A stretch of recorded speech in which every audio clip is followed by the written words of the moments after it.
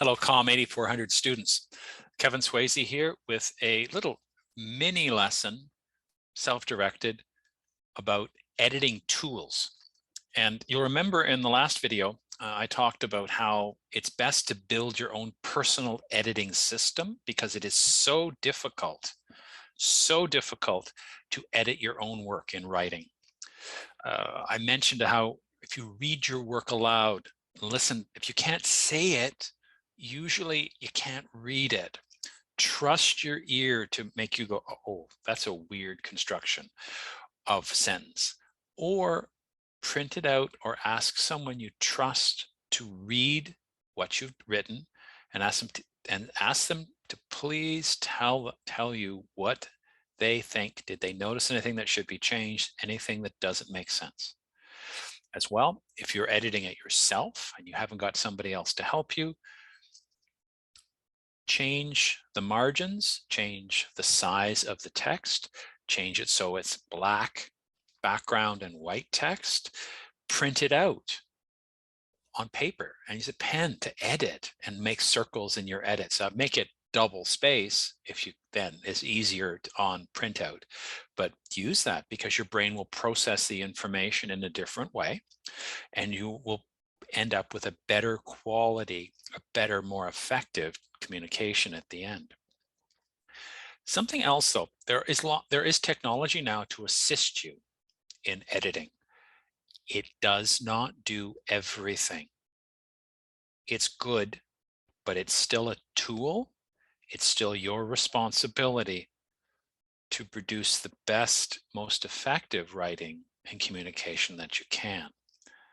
So I'm going to offer a couple of thoughts right now about some technical tools for editing. And if you've used Microsoft Word or really any spell check program now, Google Docs, Apple has Pages, there's a lot of spell checking programs around. They work pretty well. Grammar checking as well. They don't do too badly, but they'll still get tripped up. They don't understand context. They don't understand that this word in this space should be spelled this way versus this. And there's a lot of that in the English language. So the thing that for Microsoft especially, and I do not understand this, when I've had students submit projects to me that have been edited, they've run it through Microsoft. Microsoft doesn't recognize Microsoft software names as being misspelled.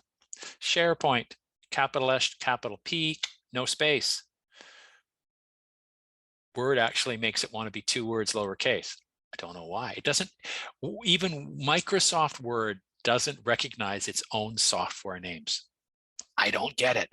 So I always tell students, double check software names because spell checkers get confused. So that's one thing. You can always use that as your safety net.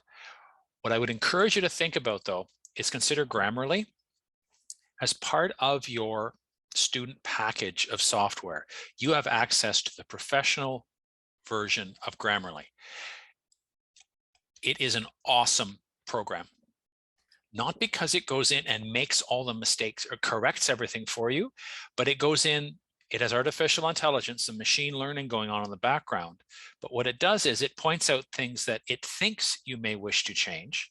And then you click on it each time and it will say, you may want to consider changing it this way. So you have to think about what's going on. And you can change the level of formality. There's little sliders in there on the control panel to be friendly. You can be more authoritative, more specific, more informal, formal, semi-formal, very formal. You have ways to change the tone. And it's fascinating in Grammarly. If you edit through something and you get everything cleared off, and then you change those settings, it'll go back and change things again. It's fascinating. So it's a powerful, powerful tool. It's in your student software suite.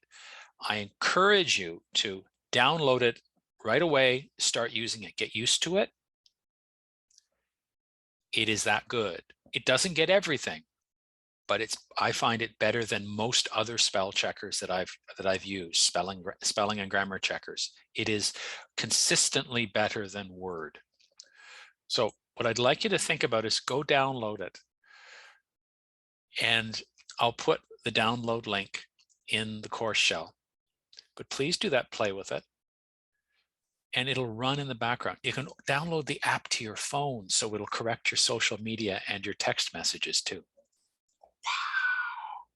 No more fat thumbs from the old professor. I actually spell things better now. It's amazing. There is a video that's in the course shell. I'd like you to watch this. It gives you the information to access Grammarly download for all your devices with your Conestoga login. It is worth it, and I'm going to have, hopefully next week, somebody from Library Services come in and offer a little 15-minute how-to insider tips thing for Grammarly. And I learn something every time from it because Grammarly keeps improving. It's wonderful. So please use it. Use it as often as you can. Start getting used to using it. It's a tool you have to learn to use. It's good. You make it better by how you use it. So I'll leave that thought with you. Please go download Grammarly.